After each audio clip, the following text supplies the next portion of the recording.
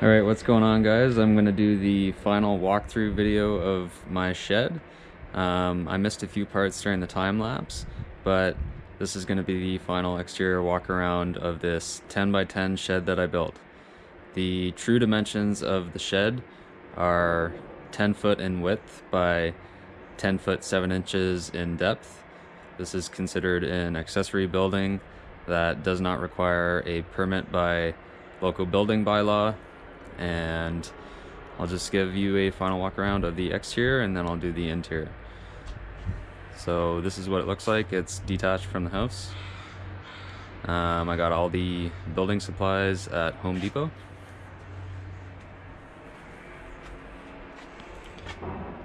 Vinyl siding. The color is clay. And everything that I got from Home Depot was readily available at the time. And this door was on sale for half price, luckily. So the doors that were the cheap doors only came with just a handle, but this door was on sale that had the window and the lock set, so I could have a handle with a deadbolt. So here's the front. Just get out here. Here's the side view. I chose to do a 6-inch overhang on all sides.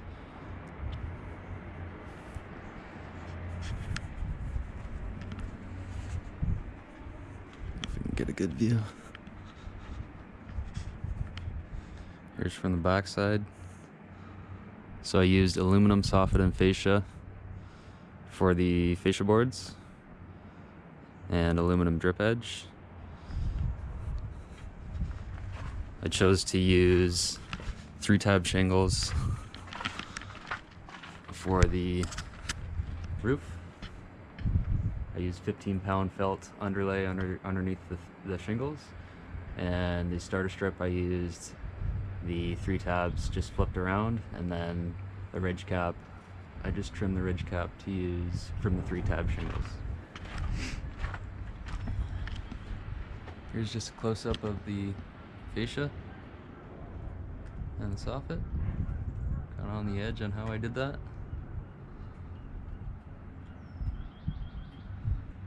And then down on the far side, I'll show you from the other side, but that's how I hooked in the electrical. It is a shed, keep in mind, but it's a place to play, a place to have some fun, because I don't have too much storage on the inside of my house, that is.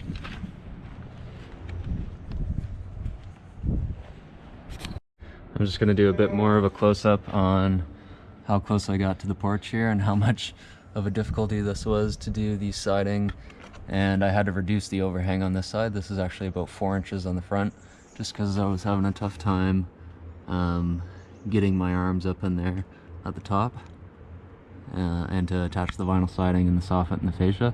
It was a little difficult on this side, especially the fascia board. Just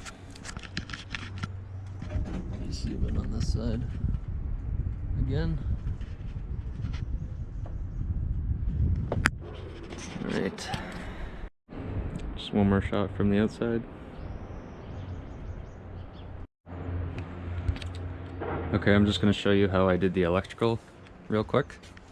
This isn't to code by any means, but I'll show you where this runs in. So I put into the soffit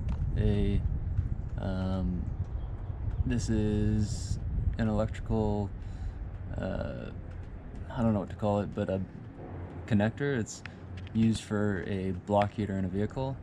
But what you do is you connect an extension cord to this side, and then on the other side there's 2 female ends where you can plug in extension cords or accessories on the inside of the shed. So it keeps it neat on this side, and then it runs down zip tied, or sorry, the extra just is zip tied in there. And then what I've done is, since I don't have too many electrical outlets on the outside of the house, the closest one was on the other side of this patio, so I had to run a thick gauge 50-foot extension cord to the only outlet that's close by here, and then this outlet here Since I don't know if this is GFCI protected, I put an inline GFCI protector, so that way it protects myself on the inside of the shed, or some power tools or whatever inside. So this is all the correct gauge to run 50 feet for 15 amp. So it goes up there, runs down 50 feet, and then I'll show you what the electrical connection looks like on the inside of the shed.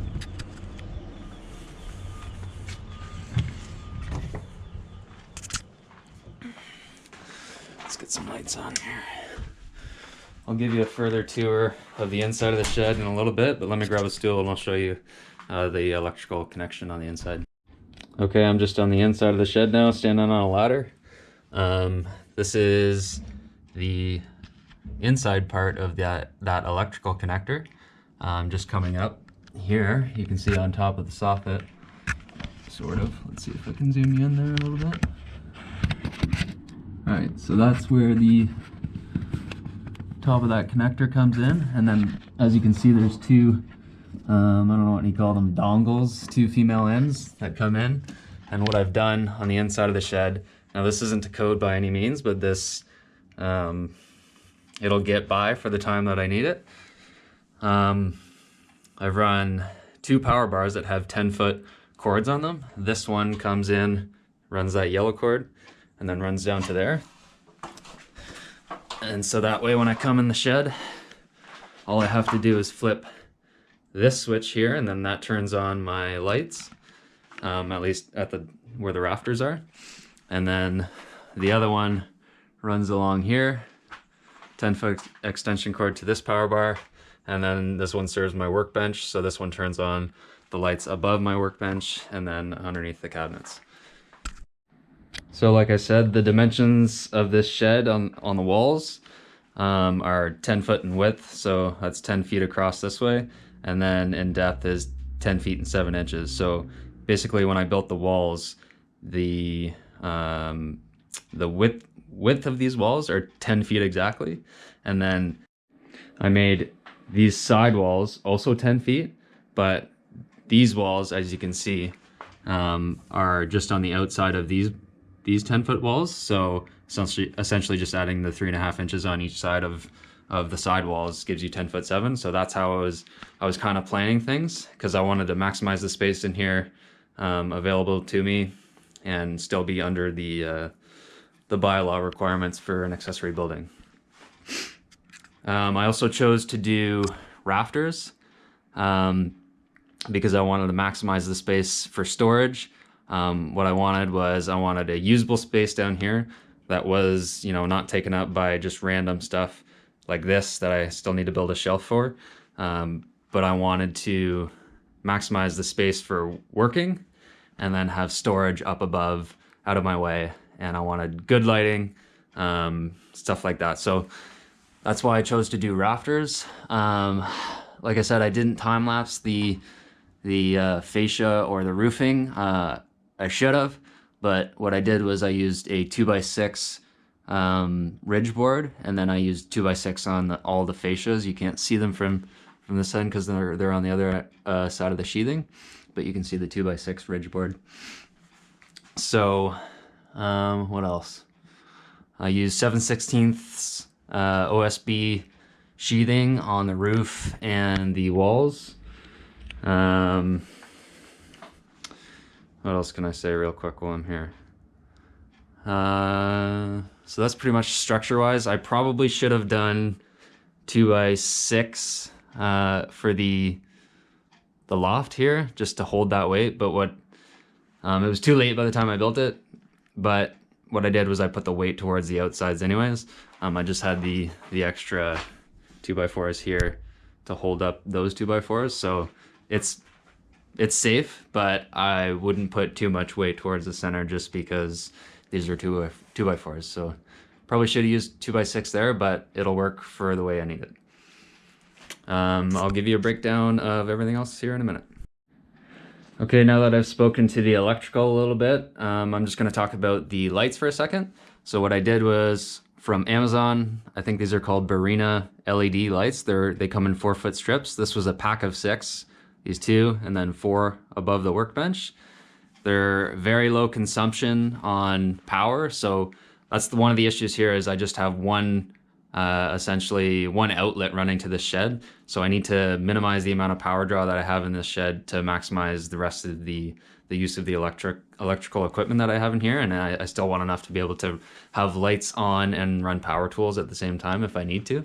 So these ones are 4-foot LED strips. I believe they're about 5,000 lumens each 4-foot strip is. And what I did was, these are super easy to mount. I would highly recommend them. Let me just show you right here. These little clips is just one screw. So there's 2 clips per light. And it's really cool because these lights too, they can butt up right against each other. So these are actually 8-foot strips and they're super bright. They give off a bunch of light. And the lighting pattern that they have is actually pointed out like a V. So it really disperses that bright LED light pretty well, and it's low power consumption. So I mean, that's pretty awesome. So I would highly recommend these lights if you need to power up your or light up your shop or shed. Super low consumption, and they're awesome. So what I did was I routed those 2 lights onto this switch. So I come in here. This is my Wi-Fi extender just to boost from the house too. So I have good Wi-Fi out here. Flip that on, turns those 2 lights on, and then I'll come in here and I'll flip my other, oh, sorry, that's a switch too, right, for the lights, but I'll flip this guy on and then it turns on these 4 connected into 8-foot strips. And then I had 2 2-foot ones underneath the cabinets that we built. So these are also individually controllable. So I can turn off these ones above the bench and just have the ones underneath. Or I can shut the ones off. Here's my other switch. Underneath the bench, vice versa, turn on this guy or this guy. Just gives me a little bit of flexibility. So it's pretty good so far.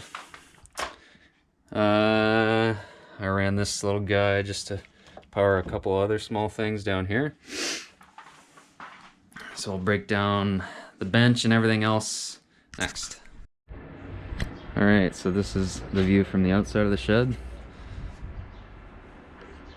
with the door open and the lights on. So I'll come in here and I'll talk next about the flooring.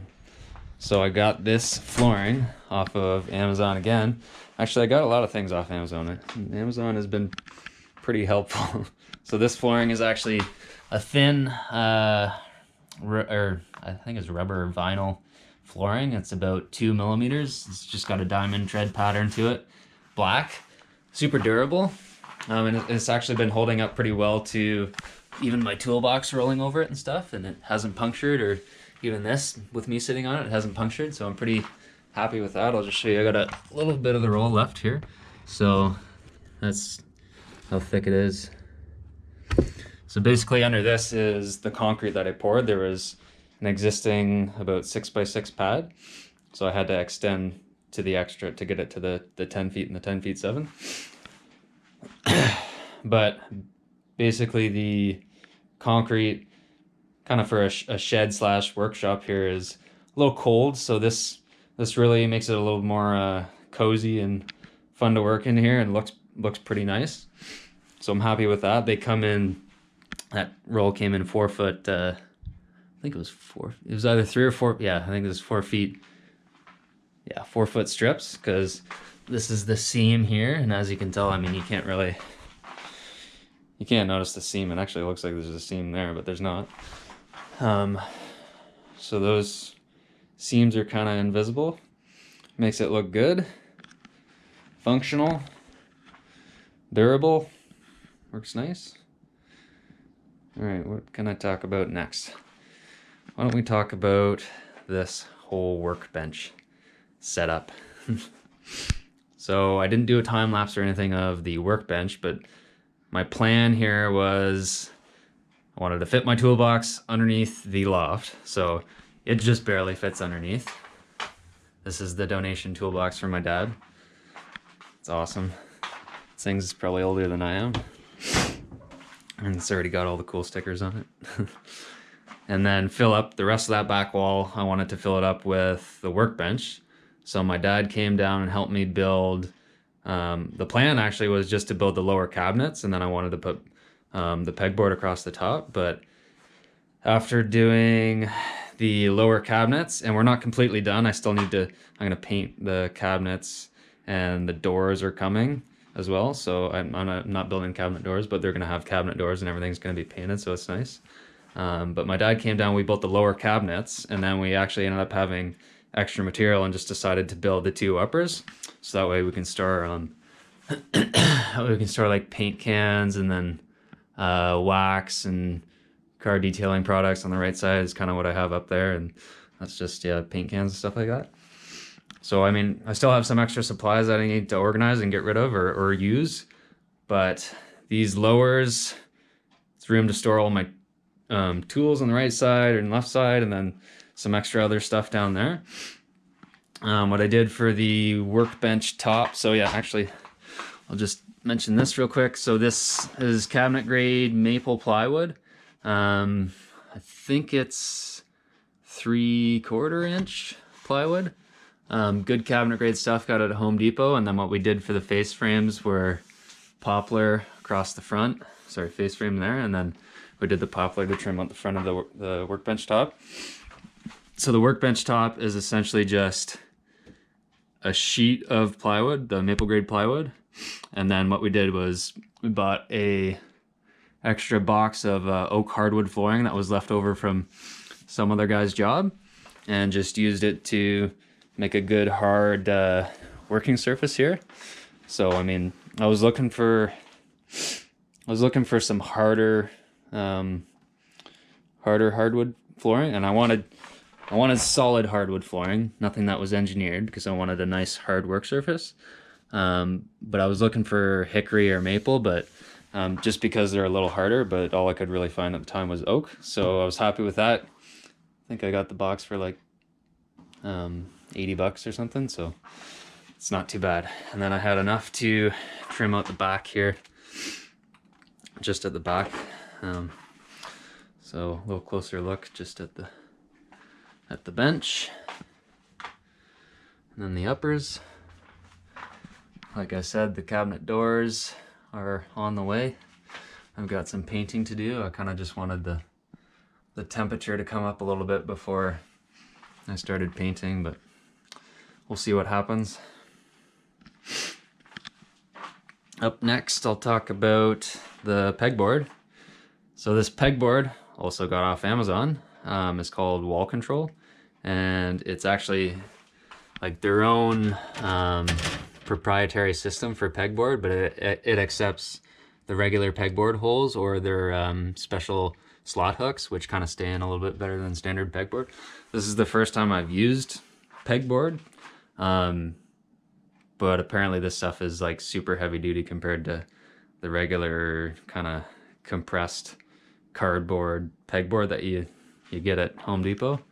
But this stuff, yeah, it's all metal, super heavy duty. We made it so that 2 sheets of that pegboard would fit perfectly between there for the vertical pieces, and then the horizontal pieces, what I did was they come in 16 wide, so they could fit your 16 on center wall studs perfectly, and then 32 high. And then for the horizontal pieces, it's just the opposite, so 16 high and then 32 long. So I just hung it over that side, and then on this side I actually trimmed this side back just so it would fit perfectly on this side. So, and then I got a bunch of hooks to hang my tools, trimmed out that bottom piece there, and so now, I mean, it looks cool, and it's gonna be handy because you put the goal is to put all your tools that you use the most frequently right in front of you, so you can reach them, and then you can also see what tools you have for when you're working on a job and you need something, you know, you're trying to pry something or file something or whatever. So other than that, the goal with the cabinets, as soon as the doors come, what I want to do is I'm going to paint the cabinets themselves all black. So that'll be black, black, and then black, black. This poplar piece across the top, I'm going to paint red. and then I'm gonna paint all the doors red. But they're gonna have a bit of a reveal on them, so the doors are actually gonna sit back, I think it's 1/2 inch. So that black will stick out here, and then the door will start here red, so it'll give it a nice, a bit of a nice contrast there between the red and the black. And then once it's all painted, it should look pretty nice. All red and black gives me a nice surface to work, so I can do my little projects and stuff, and hopefully make more videos. What else? I picked up this chair used too for 30 bucks. Pretty sure that's real leather. It's nice, it spins, it rolls, so I was pretty happy with that. I'm pretty sure it goes up and down too, but I think it's a little rusted. Might fix that later. Got myself a bench grinder too down there. So I'm not entirely done with this shed yet, and I'll provide updates as I go along, and hopefully I can keep posting the videos online, and then you guys can kind of watch my progress.